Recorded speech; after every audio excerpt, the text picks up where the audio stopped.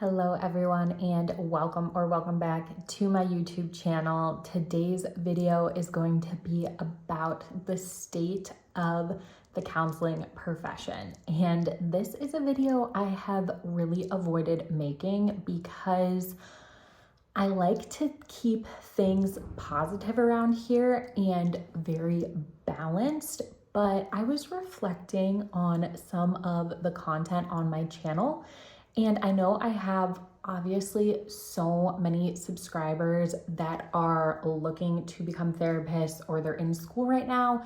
And I feel as though I am doing you a disservice if we don't just have a little bit of a state of the union about what the counseling field is really like. And when I say counseling field, I'm clumping in MFTs, LPCs, social workers, and psychologists. So anyone who does talk therapy.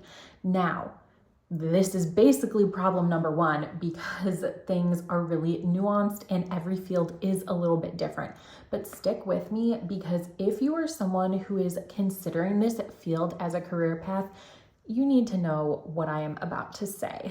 So hello, if you are new here, my name is Allyssa Powers and I created this YouTube channel to teach you the things that grad school didn't so you can thrive in the mental health field.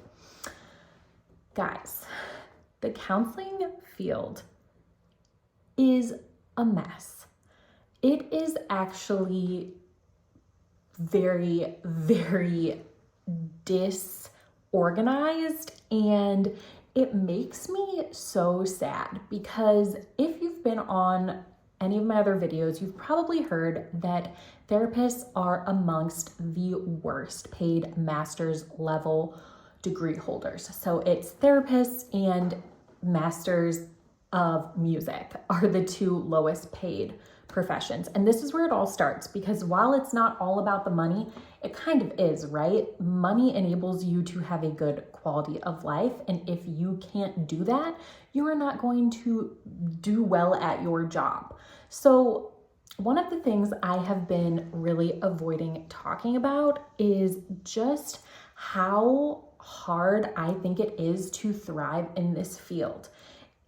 And I know I talk about that, and usually I follow up with a positive thing, which is like, but private practice has enabled me to love this field and make a good income, which is true. But you are probably wanting to be a therapist, not to be a business owner and have to do this whole other side profession, which is running and owning and marketing a small business. Some of us, lucky for me, I love doing that, and that has enabled me to stay in the field and not burn out from it, but not everyone wants to do that. And honestly, we need people in community mental health that like their jobs and are being treated well. So while I think private practice is the best case scenario for most people, it's also a very privileged thing because it is not super accessible to everyone. If you want to go into private practice, a lot of times you aren't going to know how to do that because we're not taught any business skills in grad school.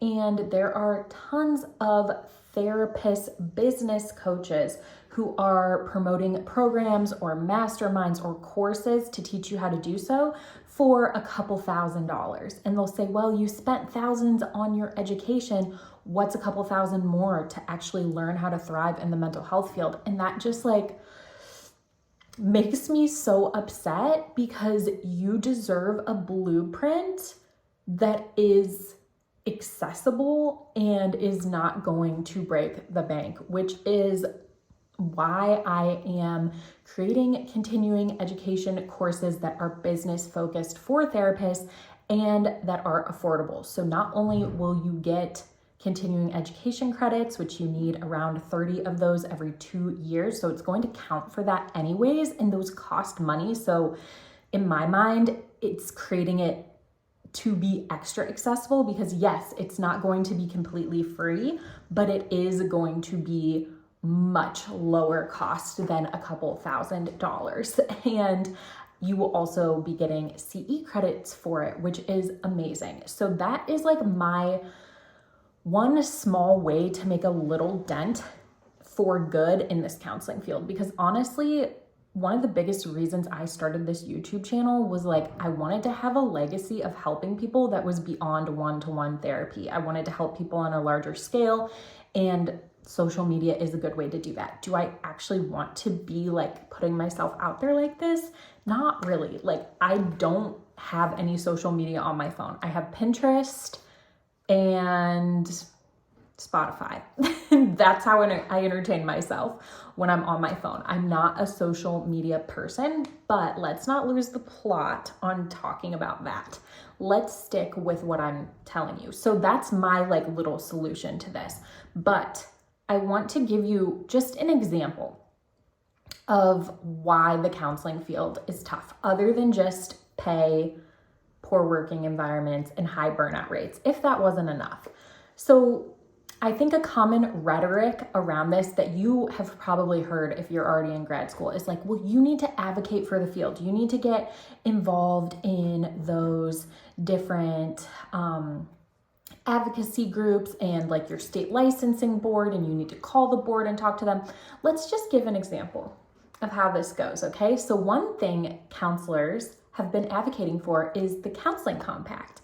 I will link to what I'm talking about down below because I'm not an expert on the counseling compact, but in short, it is a way to practice in different states without having to get a completely different license. So it's like, you know, if you want to see a client that is in Florida, but you live in Ohio, as long as they're both in the compact, you could make that work. They have been working on this for years, and it is being pushed back further and further and further and further. So like literally, that is something we've advocated for, and it is taking forever.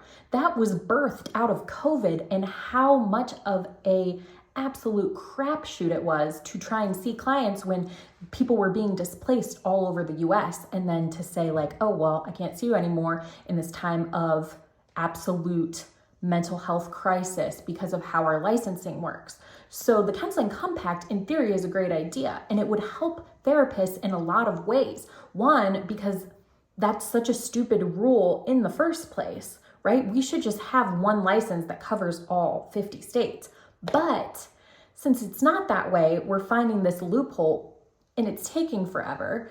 And a lot of therapists have been saying to their clients like, oh, this compact's coming out. They're waiting and waiting and waiting to implement it, and it's not happening. And it's hurting therapists too in the bank account, because if you have a client who's moving to another state, if you can retain them, that is a good thing for both the therapist and the client.